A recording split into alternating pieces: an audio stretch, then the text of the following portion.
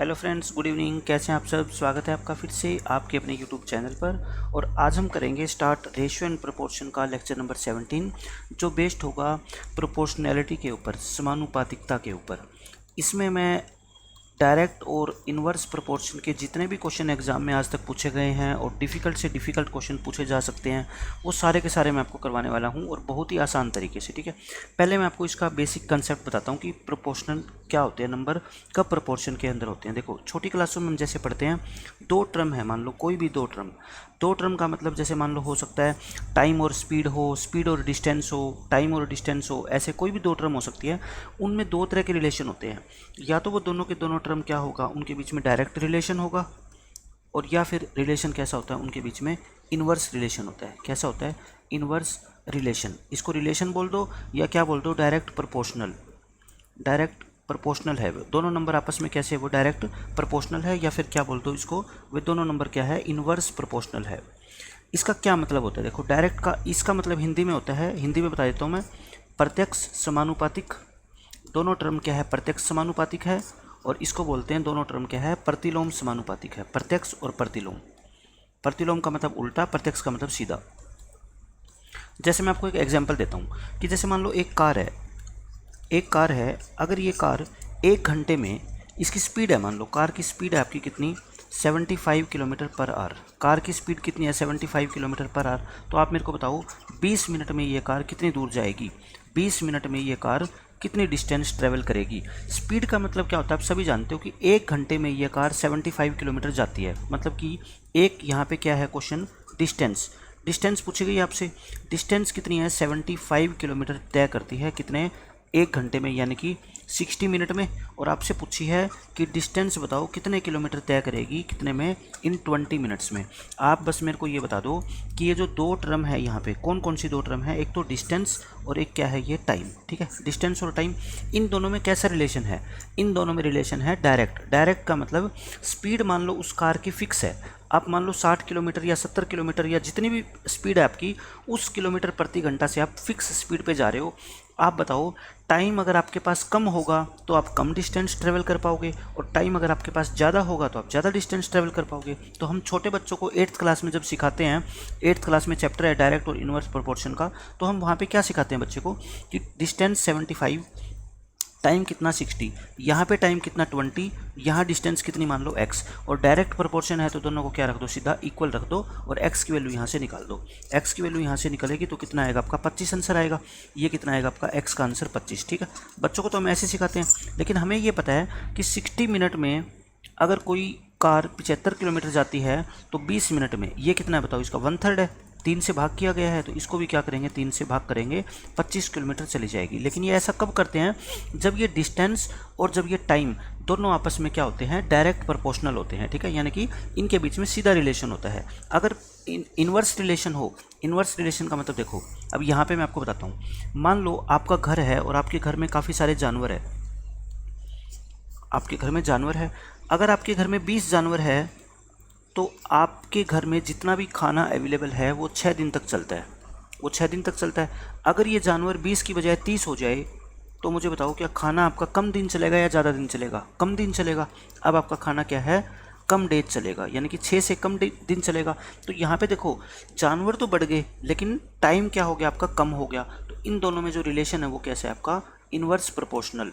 ये दोनों टर्म्स आपस में क्या है, इन्वर्सली प्रोपोर्शनल है। ठीक है, समझ गए मतलब। तो यहाँ पे हम बच्चों को क्या सिखाते हैं कि 20/30, और ये लिख दो आप 6, और कितने दिन चलेगा खाना, मान लो x दिन चलेगा।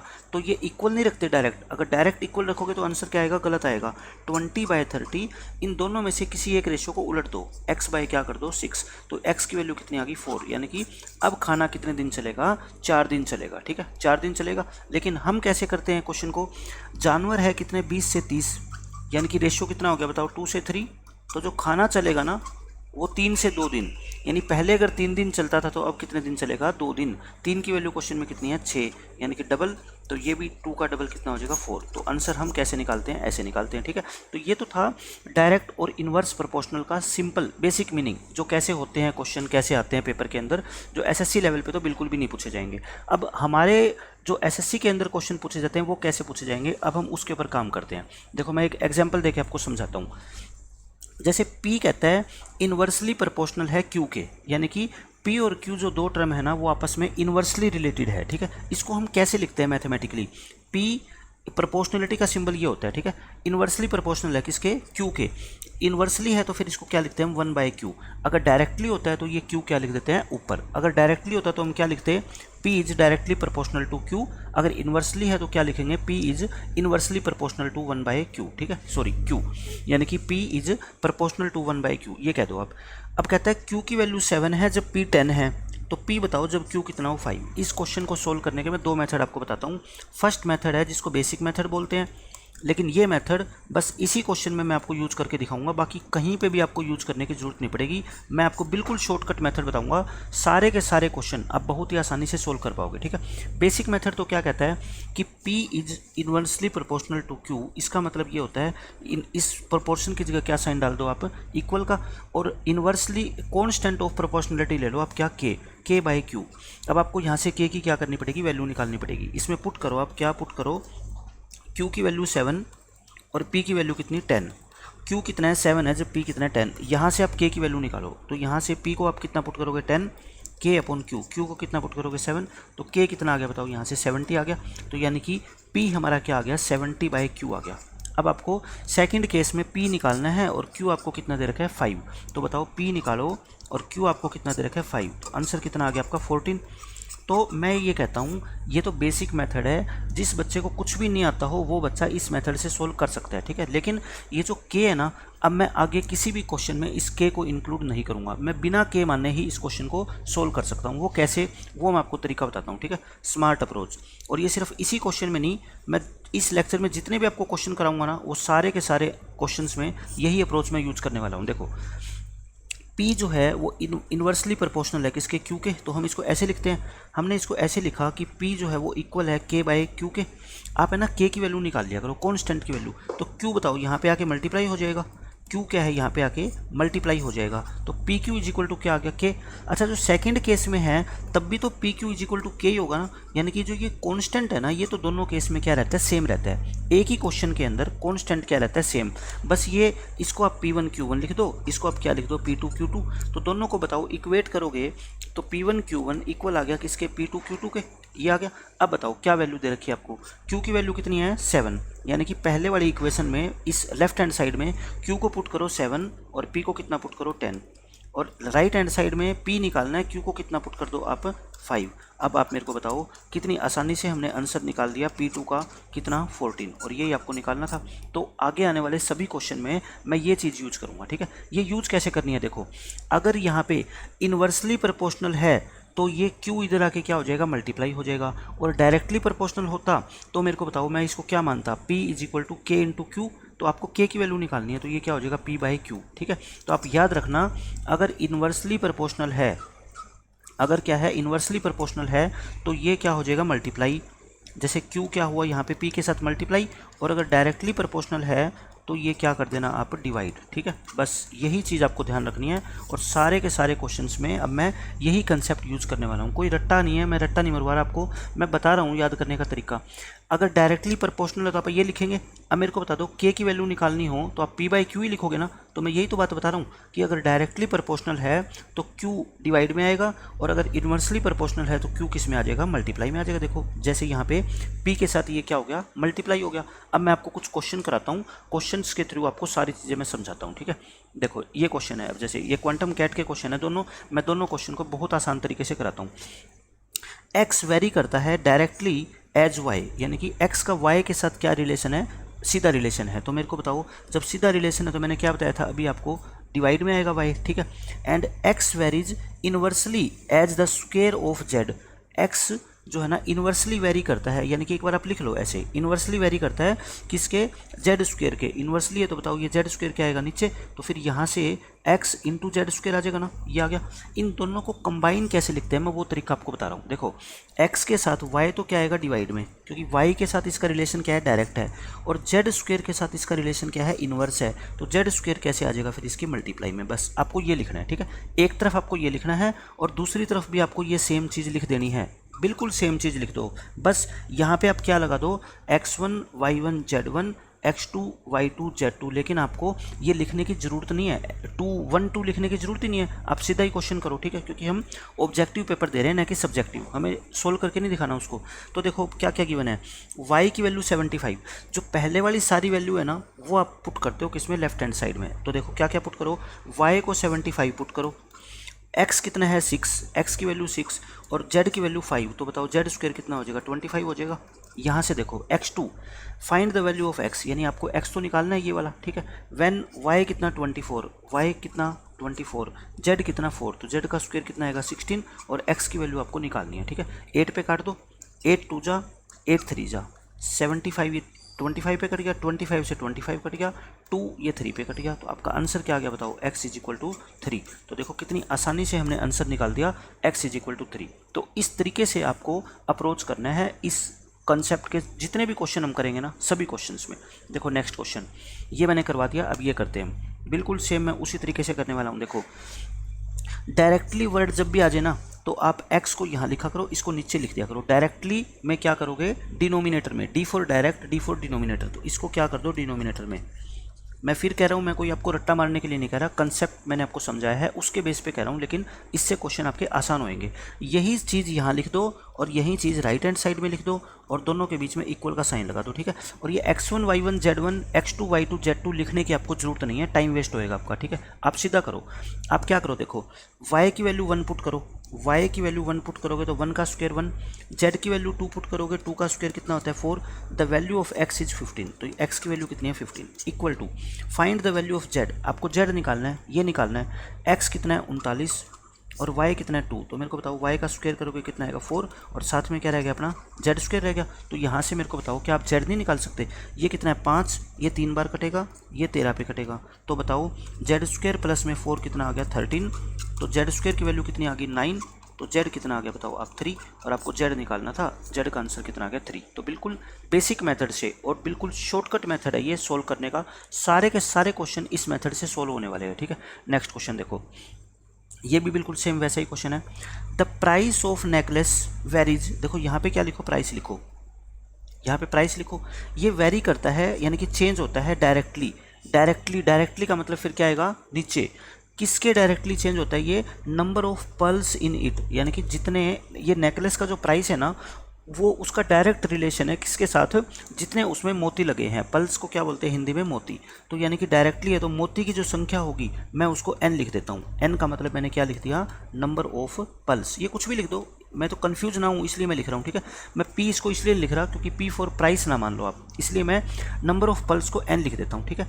आल्सो इट वेरीज डायरेक्टली, ये डायरेक्टली वेरी करता है किसके, as the square root of the radius of a pearl, और पर्ल क्या होता है, देखो मोती गोल होता है तो इसकी कुछ ना कुछ क्या होगी रेडियस भी होगी, तो इसके रेडियस के स्क्वायर रूट के यानी कि रूट आर के डायरेक्टली जब भी आए तो क्या करोगे आप नीचे करोगे, सॉरी मैं ये अंडर रूट क्यों लगा गया, अंडर रूट नहीं लगेगा ना, ये डायरेक्टली नंबर ऑफ पल्स को n लिख दिया मैंने और रेडियस के स्क्वायर रूट के यानी कि रूट आर, ये वैल्यू यहाँ लिख दो और यही सेम चीज़ आप इधर लिख दो n इंटू में रूट आर। अब क्वेश्चन हो गया खत्म। अब क्या क्या दे रखा है देखो, प्राइस नेकलेस का 150 रुपये है तो प्राइस की जगह कितना लिखो 150, व्हेन इट हैड 75 पल्स, इसमें कितने मोती लगे हैं 75 और रेडियस कितनी है 1 यानी कि 1 का स्क्वायर रूट।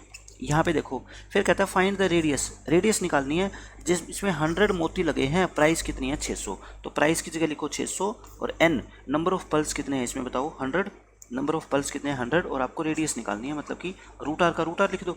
अब बताओ मेरे को ये 75 और ये 2 पे कट गया, ये 6 पे कट गया और ये कितने 3 पे, तो रूट आर की वैल्यू यहाँ से कितनी आ गई आपकी बताओ 3 आ गई, तो आर की वैल्यू कितनी आ गई 9। देखो कितनी आसानी से हम क्वेश्चन को सोल्व कर पा रहे हैं, जो मैंने आपको शॉर्टकट मेथड बताया है उसमें कोई के पी मानने की आपको ज़रूरत ही नहीं है, सीधा आपका आंसर आ जाएगा। नेक्स्ट क्वेश्चन देखो क्या कहता है, the price of a book, इस बुक का जो प्राइस है वो वेरी करता है डायरेक्टली आ गया as the number of pages in it, यानी कि उसमें नंबर ऑफ पल्स था क्योंकि नेकलेस के अंदर क्या होते हैं मोती और बुक के अंदर क्या होते हैं पेज, ठीक है। तो जितने पेज ज़्यादा होंगे बुक की कॉस्ट उतनी ही क्या होगी ज़्यादा होगी, क्योंकि पेज ज़्यादा होने से उसका खर्चा क्या आता है ज़्यादा आता है तो कॉस्ट ज़्यादा होगी। नंबर ऑफ पेजेस को मैं वही क्या लिखता हूँ n लिखता हूँ, ठीक है। और डायरेक्टली है इसलिए मैंने नीचे लिख दिया डिनोमिनेटर में। एंड इन्वर्सली, अब की बात ध्यान से पढ़ो, इन्वर्सली है, इन्वर्सली में क्या होएगा मल्टीप्लाई, किसके इन्वर्सली है as the time period in years that have elapsed since the date of purchasing, यानी कि आपने एक बुक परचेज करी किसी दुकान से और उस बुक को परचेज किए आपको कितना टाइम हो गया, मान लो 10 साल हो गया, तो रूट 10 के इन्वर्सली प्रोपोर्शनल है किसके, टू दी क्या कर रखा है, टाइम पीरियड, नहीं इन्वर्सली स्क्वायर रूट के नहीं है, सिर्फ टाइम पीरियड के है, तो ये इन्वर्सली है तो क्या करेंगे इसको मल्टीप्लाई, क्या टाइम पीरियड, टाइम पीरियड को मैं क्या लिख देता हूँ टी, तो बस यही सेम चीज़ आप यहाँ पे लिख लो, प्राइस इनटू टाइम अपॉन में एन, एन क्या है यहाँ पे नंबर ऑफ पेजेस, और वैल्यू पुट कर दो। वैल्यू पुट कैसे करोगे बताओ, two books cost the same, दोनों बुक्स की कॉस्ट क्या है सेम, मतलब ये प्राइस और प्राइस क्या है सेम है, तो बताओ सेम है तो ये कट जाएगा, ये कट गया। However the number of pages in the first book is triple the number of pages in the second book, यानी कि ये n की वैल्यू यहाँ पे कितनी है 3 और यहाँ पे कितनी है 1, फर्स्ट बुक में पेज 3 है और सेकंड बुक में कितना है 1 है, ये आपको दे रखा है। If the first book is sold on 18 year ago, पहली बुक आपने 18 साल पहले बेची थी, मतलब यहाँ पे टी की वैल्यू कितनी है 18, तो बताओ how long ago was the second book sold, ये टी की वैल्यू आपको निकालनी है, तो बताओ कितना आसान क्वेश्चन आ गया ये तो टी की वैल्यू कितनी आ गई 6 ही इस क्वेश्चन का क्या है आंसर है। देखो नेक्स्ट क्वेश्चन, कितना भी बड़ा क्वेश्चन आ जाए मैं कहता हूँ स्टेटमेंट से कभी मत घबराना, जो मैंने आपको शॉर्टकट बताया ना वो शॉर्टकट लगा दो आपका आंसर आ जाएगा। Distance covered by A train, distance जो है वो डायरेक्टली प्रोपोर्शनल है, आप ज़्यादा पढ़ो ही मत, मैं कहता हूँ डिस्टेंस को डी लिख दो, डायरेक्टली का मतलब नीचे आएगा, किसके डायरेक्टली प्रोपोर्शनल है टाइम के, तो टाइम क्या आएगा आपका नीचे आएगा, मैंने लिख दिया। एंड आल्सो वेरीज डायरेक्टली, ये भी डायरेक्टली है किसके, square root of the fuel used, यानी कि इसमें जितना ईंधन यूज किया जाता है जैसे पेट्रोल हो गया या डीजल हो गया, ठीक है, यूज किया जाता है उसके स्क्वायर रूट के। And inversely as the number of wagons attach to it, मान लो एक रेलगाड़ी है, रेलगाड़ी वैगन क्या होते हैं डिब्बे, जो रेलगाड़ी के डिब्बे होते हैं इंजन के पीछे जो जुड़े होते हैं, उसके नंबर ऑफ वैगन्स के क्या है ये इन्वर्सली है प्रोपोर्शनल। तो मेरे को बताओ, मैंने कह रखा है डायरेक्टली प्रोपोर्शनल का मतलब डिवाइड और इन्वर्सली का मतलब मल्टीप्लाई, तो डायरेक्टली किसके था ये टाइम के, टाइम को डिवाइड कर दिया, और डायरेक्टली किसके हैं square root of the fuel, तो फ्यूल का स्क्वायर रूट, फ्यूल को मैं f लिख देता हूँ, f का स्क्वायर रूट लिख दिया, ठीक है। इन्वर्सली का मतलब मल्टीप्लाई, किसके inversely number of wagons, wagons का मतलब मैंने w लिख दिया इसको, बस खत्म। यही सेम चीज़ आप यहाँ लिख दो, यही बिल्कुल एज इट इज़ ये चीज़ यहाँ लिख दो बस, ठीक है। अब वैल्यू पुट करो, ट्रेन कवर्स 192 किलोमीटर, मतलब डिस्टेंस कितनी 192, इन 20 आवर्स, टाइम कितना 20, ये रहा टाइम, टी की वैल्यू कितनी 20। व्हेन इट हैज़ 10 वैगन्स, इसमें 10 वैगन लगे हैं, वैगन की वैल्यू कितनी 10, और and the total fuel consumption was 256 litre, इसमें टोटल कितना डीजल यूज होता है 256, अब बताओ ये कितना है 256, तो रख दो। अब यहाँ पे वैल्यू रखो, यहाँ पे आपको निकालना क्या है, find the consumption of the fuel पर किलोमीटर, ये पर किलोमीटर तो बाद की बात है, आपको कंजम्पशन निकालना है, मतलब ये f की वैल्यू निकालनी है कब, when it goes 200 kilometre, distance कितनी 225 घंटे, टाइम कितना 25 घंटे, 15 वैगन अटैच है, वैगन कितना 15, तो मेरे को बताओ क्या यहाँ से आप f की वैल्यू नहीं निकाल सकते, बहुत ईजी है, ये कितना आ गया देखो 25, ये 8 बार कटेगा, ठीक है, ये 8 बार कट गया, और ये 8 8 दूनी 16, 8 चौके 32, ये कितना होता है बताओ 16 होता है ना, इसको थोड़ा सोल्व करता हूँ मैं, ये कितना आ गया 12 और ये 16 होता है, तो 4 पे काट दो, 4 3 12, 4 चौके 16, और ये 3 और 3 पंजे कितने आ गए 15, तो f रूट f की वैल्यू यहाँ से कितनी आ गई 20, तो f की वैल्यू कितनी आ गई 400, यानी कि 400 लीटर का डीजल यूज होएगा, और यही आपका आंसर होता कब, जब टोटल डीजल पूछता, लेकिन इसने ये नहीं पूछा टोटल, देखो इसने क्या पूछा है ध्यान से पढ़ो, find the consumption of fuel पर किलोमीटर, यानी कि 1 किलोमीटर पे जाने में कितना डीजल यूज होगा, 400 लीटर डीजल लगता है, कितने किलोमीटर गए हैं ये 200 किलोमीटर, तो मुझे बताओ आंसर क्या होएगा फिर, 400 किलोमीटर, ये 400 यूज होता है 200 जाने में, तो एक जाने में कितना यूज होएगा 2 लीटर, तो 2 लीटर पर किलोमीटर ही इस क्वेश्चन का क्या है आंसर है, ठीक है। तो बिल्कुल बेसिक मेथड से मैंने करवाया, वो के मानने वाला मेथड आप स्किप कर दो, इस तरीके से लिखना चीज़ों को सीख जाओ, मैं कहता हूँ सारे के सारे क्वेश्चन आप बहुत ही आसानी से कर पाओगे, ठीक है। ये देखो अब यही क्वेश्चन सेम ऐसा ही आपको फिर करवाता हूँ मैं, इसमें कहता है speed of a train is inversely proportional to the square root of the time, ठीक है, तो स्पीड को ऐसे लिख दो, इन्वर्सली है तो मैं क्या कहता हूँ मल्टीप्लाई करो, किसको स्क्वायर रूट ऑफ टाइम, यानी कि टाइम का स्क्वायर रूट, ये लिख दिया। एंड इफ़ इट टेक्स, अच्छा यही वैल्यू यहाँ लिख दो, यही वैल्यू यहाँ लिख दो, अब क्या है, वैल्यू पुट करो लेफ्ट हैंड साइड में। उसको 4 घंटे लगते हैं 40 किलोमीटर प्रति घंटा की स्पीड से, यानी कि स्पीड कितनी 40, टाइम कितना 4, लिख दिया मैंने। फिर कहता है then what is the time it takes to cover the same distance at a speed of 60 kilometre per hour. अब की बार स्पीड कितनी 60, रूट टी की वैल्यू अपने को क्या है निकालनी है, निकाल लो आप। ये 20 पे काट दो, इसका मतलब क्या होता है बताओ, 2 इंटू 2 कितना हो गया 4, और ये नीचे ले आओ, रूट टी की वैल्यू आ गई कितनी 4/3, तो टी कितना आ गया आपका 16/9, और 16/9 क्या होता है 1 and 7/9 आवर्स, यानी कि 1 सही 7/9 घंटे इस क्वेश्चन का क्या हो जाएगा आंसर। तो मैंने बिल्कुल आसानी से इसको सोल्व कर दिया। कोई भी क्वेश्चन हो, मैं कहता हूँ इस टॉपिक के ऊपर आप कभी भी गलत कर ही नहीं सकते। अब ये देखो, बड़ा क्वेश्चन आपको देखने में लगेगा, लेकिन जैसे ही हम सोल्व करेंगे आपको आसान लगेगा। A bus covers a certain distance at a constant speed in a certain time. इस चीज़ का कोई मतलब नहीं है आपके लिए। एक निश्चित दूरी तय करती है एक निश्चित स्पीड पर एक निश्चित समय में, ये कह रखा है इसने। स्पीड आपको यहाँ से देखना है, स्पीड जो है ना इसकी वो डायरेक्टली प्रोपोर्शनल है किसके, टू दी डिस्टेंस कवर्ड। तो यहाँ पे क्या लिखो, स्पीड। डायरेक्टली का मतलब क्या होता है डिवाइड, किससे डिवाइड करेंगे, डिस्टेंस से डिवाइड करेंगे। एंड इन्वर्सली, इन्वर्सली का मतलब मल्टीप्लाई, किसको मल्टीप्लाई करेंगे, स्क्वायर रूट ऑफ टाइम, यानी कि टाइम का स्क्वायर रूट। बस खत्म क्वेश्चन। यही चीज़ यहाँ लिख दो और यही चीज़ यहाँ लिख दो और वैल्यू पुट कर दो लेफ्ट हैंड साइड में। क्या क्या वैल्यू पुट करेंगे, if the bus cover 60 kilometre, यानी कि डिस्टेंस की जगह कितना लिखोगे 60, कितने घंटे में 4 घंटे में, यानी कि √4 लिखोगे। स्पीड कितनी 40, स्पीड को कितना लिखोगे 40। इधर क्या लिखोगे बताओ, देन फाइंड द डिस्टेंस, आपको डिस्टेंस निकालनी है 9 घंटे में, यानी कि टाइम की जगह कितना लिखो 9, स्पीड कितनी 44, स्पीड कितनी 44, और डिस्टेंस क्या आपको निकालनी है। तो बताओ ये 20 पे काट दो, और ये तो 2 ही होता है, 2 दूनी 4, 4/3, और ये कितना होता है आपका 44, और ये कितना होता है आपका 3 होता है, और अपॉन में कितना आ गया डी। अब मेरे को बताओ ये क्या हो गया 11, तो डी की वैल्यू यहाँ से कितनी आ गई 11 गुणा में 3 गुणा में 3, यानी कि 99। तो 99 किलोमीटर की डिस्टेंस ही क्या है ट्रैवल कर लेगी। ठीक है, बिल्कुल आसान मेथड है। नेक्स्ट क्वेश्चन देखो, ये भी वही सेम क्वेश्चन, लेकिन अच्छा क्वेश्चन है ये। मैं इसको सोल्व करने का तरीका आपको अप्रोच बताऊंगा कि कैलकुलेशन को आप कैसे छोटा कर सकते हो।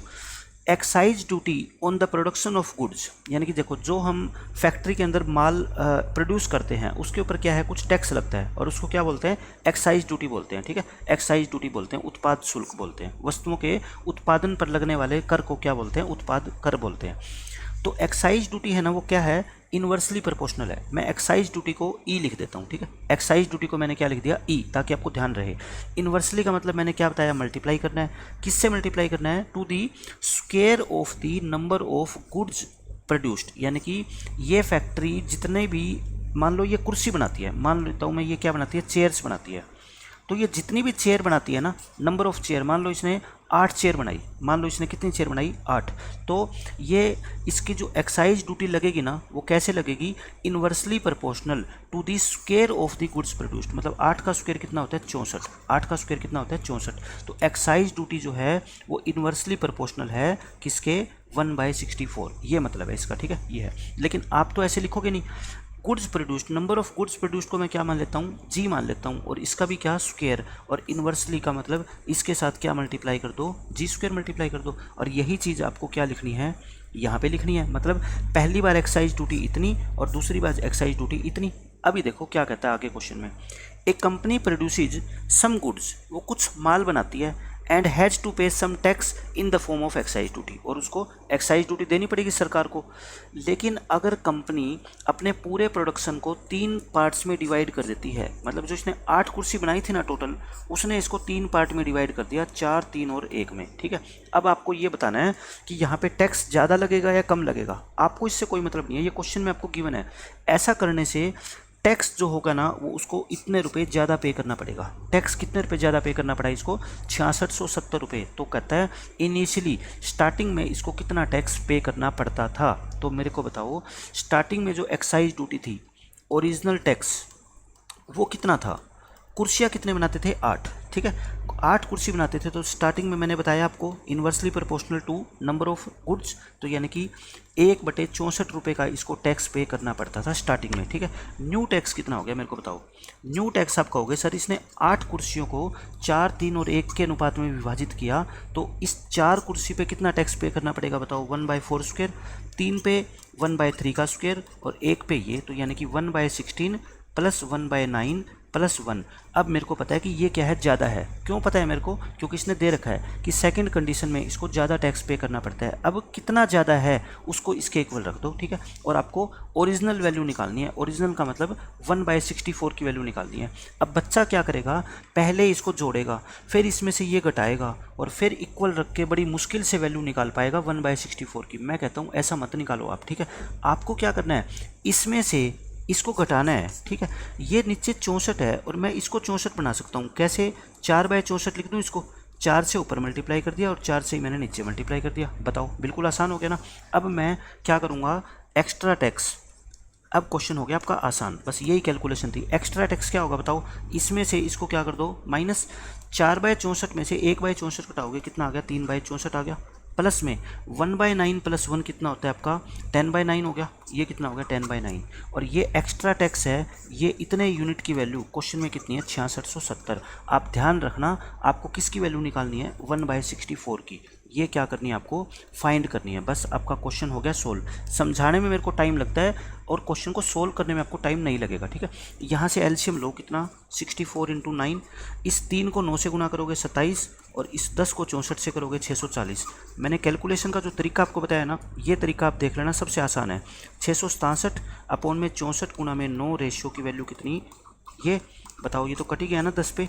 आपको तो 1/64 निकालना है, तो 1/64 रेशियो की वैल्यू, ये 9 उधर आके क्या हो जाएगा, मल्टीप्लाई। तो 10 × 9 कितना हो गया, 90।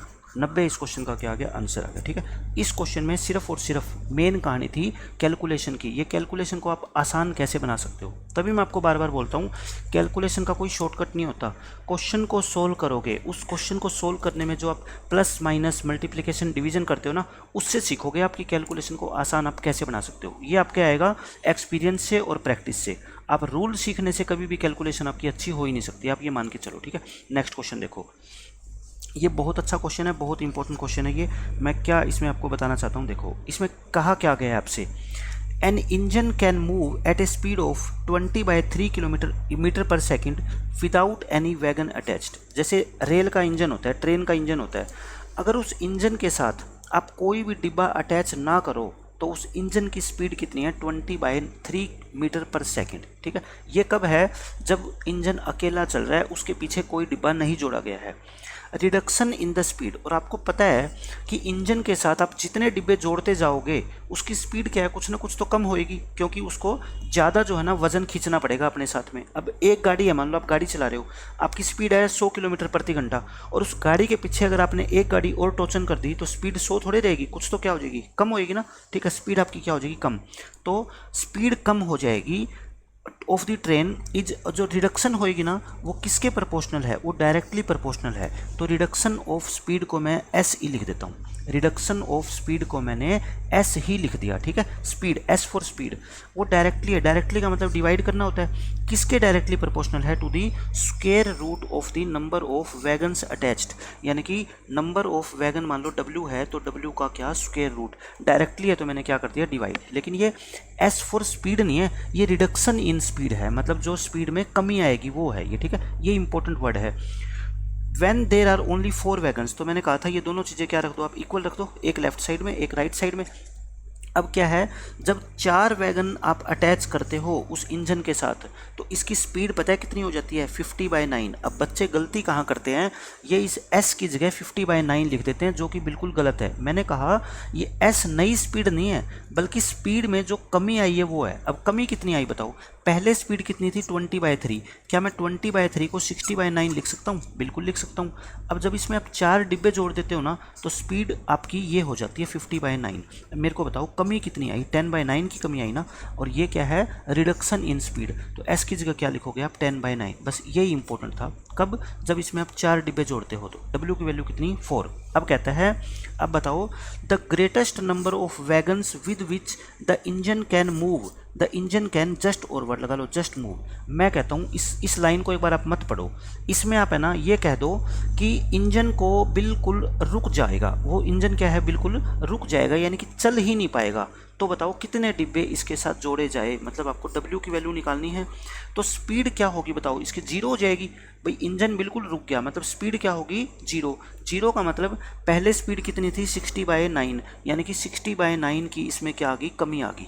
जीरो का मतलब क्या होता है, कमी कितनी आई, मैं कहता हूँ कमी लिखनी है आपको। जैसे यहाँ पे 10/9 की कमी आई थी, अब स्पीड जीरो होगी, इसका मतलब पहले 60/9 थी, तो अब 60/9 की कमी आ गई, तो यहाँ से W की वैल्यू निकाल लो आप।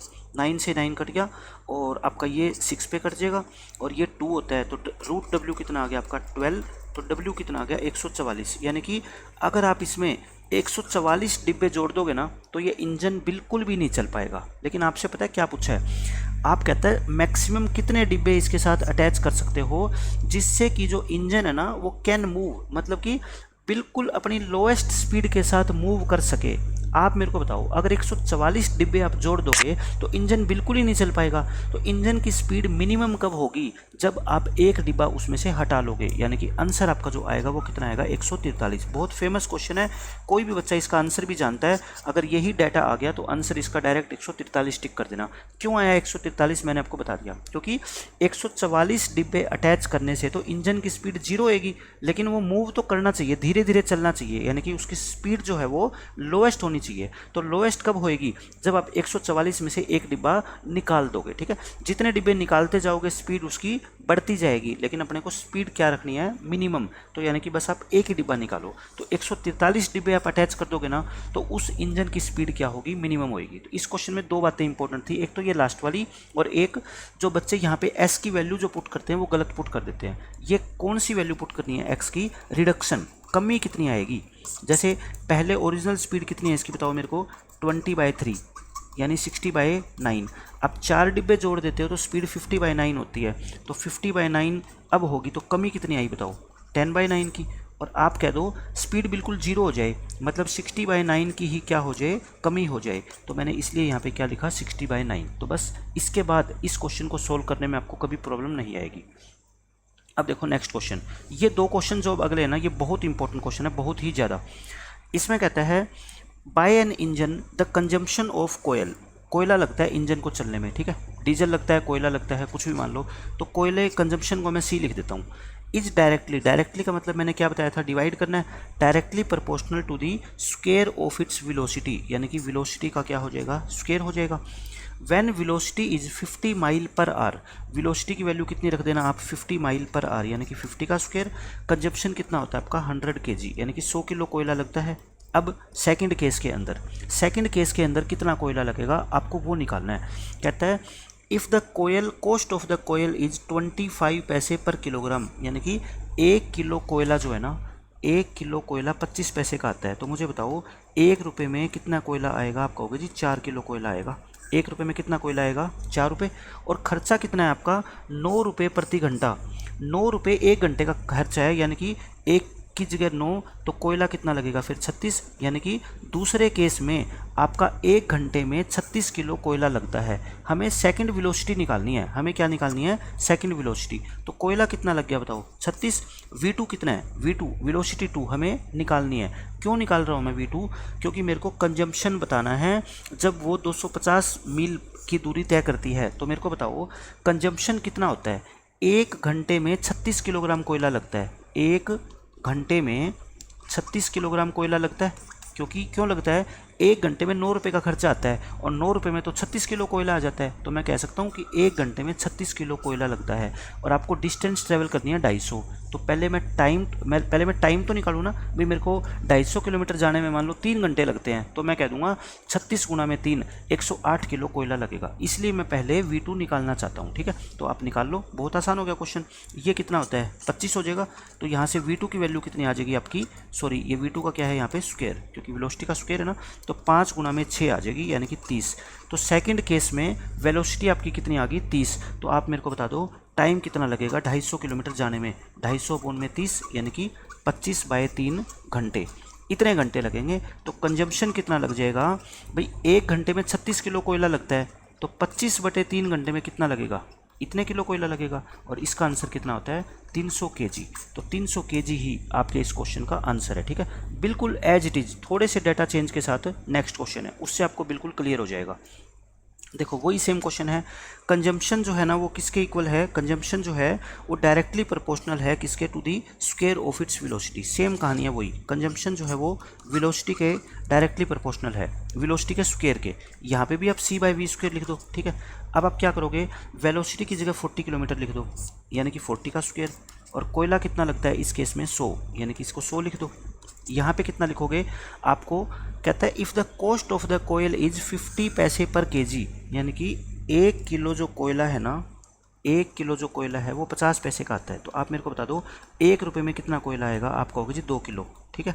और खर्चा कितना आता है इसका, 32 रुपये पर आवर, 1 घंटे में 32 रुपये, तो 32 रुपये में कितना कोयला आता है, 64 किलो कोयला आता है, ठीक है। तो यानी कि मैं कहता हूँ 1 घंटे में जो है ना इसका कंजम्पशन है वो कितना है, 64 kg है 1 घंटे में। और वेलोसिटी आपको निकालनी है, तो यहाँ पे c की वैल्यू कितनी रख दो, 64, और v2 का क्या कर दो, स्क्वायर, यानी कि वेलोसिटी जो आप निकालना चाहते हो उसका क्या कर दो, स्क्वायर कर दो। तो बताओ ये कितना आ गया, ये कितना होता है 1600, तो ये कितना हो जाएगा 16, तो v2 की वैल्यू कितनी आ जाएगी बताओ, ये 4, इसका स्क्वायर रूट और इसका 8, यानी कि 32। तो वेलोसिटी निकालने को आपको कहा जाए तो 32 आ जाएगी, लेकिन आपको कहता है कितना कोयला लगेगा, find the consumption of the coal in covering 160 kilometre. बताओ आपका टाइम कितना लगेगा, बस मेरे को ये बता दो। 160 किलोमीटर जाना है और इसकी स्पीड कितनी है 32, तो टाइम आपको लगेगा कितने, 5 घंटे, 5 घंटे लगेगा। टोटल कंजम्पशन कितना होएगा, आप कहोगे सर 1 घंटे में 64 किलो कोयला लगता है, तो 5 घंटे में कितना कोयला लगेगा, 320 किलो कोयला लगेगा, ठीक है।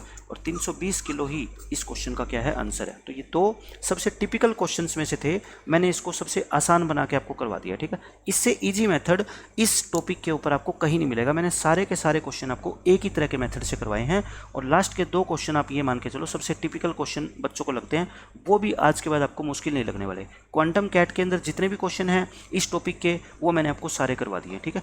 तो रेशियो प्रोपोर्शन में ये मेन टॉपिक था एक, ये भी मैंने आपको करवा दिया।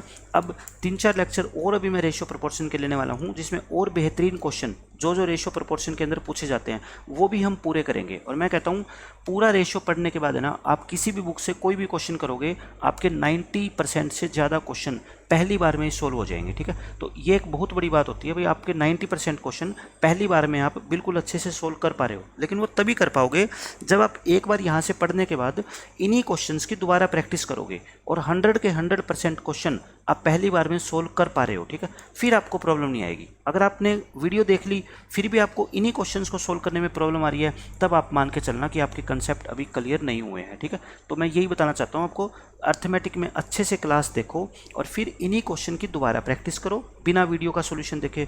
फिर आप किसी बुक से प्रैक्टिस करो। ये नहीं है कि वीडियो को एक बार देख लिया आपने ऊपर ऊपर से डबल स्पीड में करके और फिर आपने सीधी बुक लगानी स्टार्ट कर दी, फिर उसका कोई फ़ायदा नहीं होगा, क्योंकि एक बार देखने से कंसेप्ट आपके अच्छे से क्लियर नहीं होते। कंसेप्ट आपको तब पता लगेगा आपके क्लियर हुए या नहीं हुए, जब आपने वीडियो देख ली और फिर इन्हीं क्वेश्चंस को आप दोबारा अपने आप से ट्राई करते हो। अगर क्वेश्चन सोल्व हो रहे हैं इसका मतलब आपके कंसेप्ट क्लियर हो गए, नहीं हो रहे तो इसका मतलब नहीं हुए, ठीक है। तो हम अगले लेक्चर में फिर मैं और बेहतरीन क्वेश्चन लेके आऊँगा। आज के लिए हम इतना ही रखते हैं, तब तक के लिए पढ़ते रहिए और खुश रहिए। Take care, bye bye.